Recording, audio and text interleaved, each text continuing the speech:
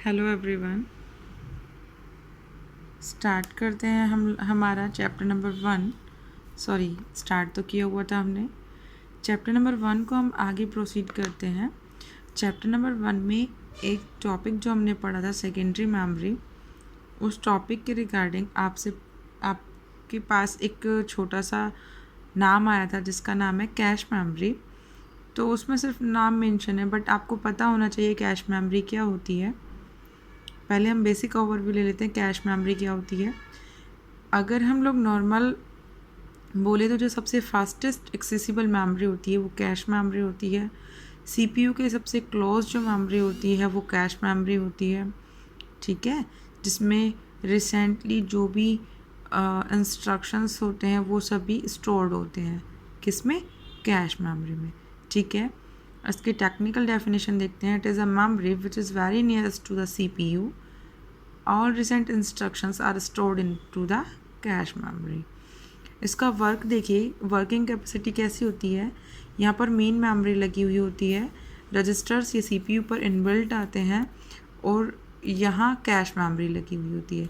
Main certain task कैसे है, जैसे ही यहाँ यूज़र से इंस्ट्रक्शंस आते हैं सबसे पहले मेन मेमोरी में जाते हैं, दैट मीन्स रैम में जाते हैं।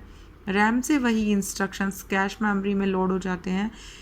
कैश मेमोरी उसे फास्टेस्ट मोड लेकर रजिस्टर को डिलीवर करती है वही सेम कंटेंट, और रजिस्टर उस कंटेंट को ALU CU MU को डिवाइड करके CPU तक उस कंप्लीट प्रोसेसिंग को कंप्लीट कर देता है।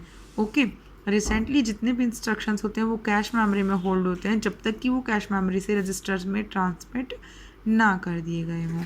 Okay, that means we can say that कि कैश मेमोरी के अंदर अगर कोई ऐसा कोई इंस्ट्रक्शन है जो कि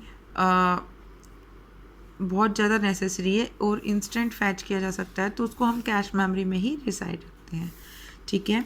cache memory is attached for storing the input.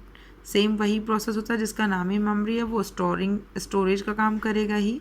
User से जो भी नेसेसरी इन्फॉर्मेशन आएगी उसे, या फिर कंप्यूटर से जो भी इंफॉर्मेशन होल्ड करानी होती है उसे, सभी को कैश मेमोरी होल्ड करती है। But it is a temporary memory, ठीक है। ये सिर्फ टेम्परेरी टाइम तक के लिए अपने डेटा को कंसिस्ट करती है, उसके बाद रिलीज़ कर देती है। One more thing is that ये जो ट्रांसमिशन का जो गैप होता है मेन मेमोरी से लेकर CPU तक जो भी डेटा ट्रांसमिट होता है उस कंप्लीट गैप को रिड्यूस करती है। यहाँ से और यहाँ तक पहुँचने के लिए अगर मल्टीपल इन्फॉर्मेशंस हैं, मल्टीपल रिक्वेस्ट अगर आई है यूज़र की, तो यहाँ से यहाँ तक अगर डेटा पहुँचेगा तो उसको बीच में बहुत सारे स्पीड गैप का जो सामना करना पड़ेगा, मतलब बहुत सारे इंस्ट्रक्शंस में गैप जनरेट हो जाएगा। That's why cache memory fastest memory होती है जो कि स्पीड गैप को ख़त्म कर देती है। कोई भी डेटा जो यहाँ से आपस में टकराव की स्थिति, जो कोलिजन अकर होता है, उसे रिड्यूस कर देती है। Collision means suppose to be यहाँ दो यूज़र्स बैठे हैं, दोनों ने सेम टाइम पर कोई रिक्वेस्ट सेंड कर दी, ठीक है, क्योंकि उनका टाइम सेम था, दैट्स वाई यहाँ पर कोलिजन हो सकता है, मतलब टकराव की स्थिति हो सकती है कि पहले वो कौन से डेटा को फैच करे, ठीक है। सो मेन मेमोरी इंस्टेंटली एक डेटा उठा लेती है, उसे कैश मेमोरी को फॉरवर्ड कर देती है, कैश मेमोरी उसको फास्टेस्ट मोड पर रजिस्टर को दे देती है, एंड मेन मेमोरी उसी इंस्टेंट टाइम पर सेकंड वाले डेटा को उठा लेती है, जिससे कि यूज़र्स को वेट नहीं करना होता, जैमिंग की सिचुएशन नहीं अकर होती है, किसी भी तरीके का स्पीड गैप अकर नहीं होता है, और डेटा का फास्ट रिस्पॉन्स पॉसिबल होता है, ठीक है। Cash is a very fast and smallest memory that is placed in between the CPU and the main memory. CPU और मेन मेमोरी के बीच में लगी हुई होती है कैश मेमोरी, और ये फास्टेस्ट एक्सेसिबल करती है रैम के regarding. That's why cache memory को लगाया जाता है, इनबिल्ट आती है। वन मोर थिंग, सबसे कॉस्टली मेमोरी होती है कैश मेमोरी, क्योंकि इसके जो पार्ट्स होते हैं वो हम ये बोलते हैं प्लेटर्स में नहीं होते, दैट्स वाई बहुत ज़्यादा एक्सपेंसिव मेमोरी होती है।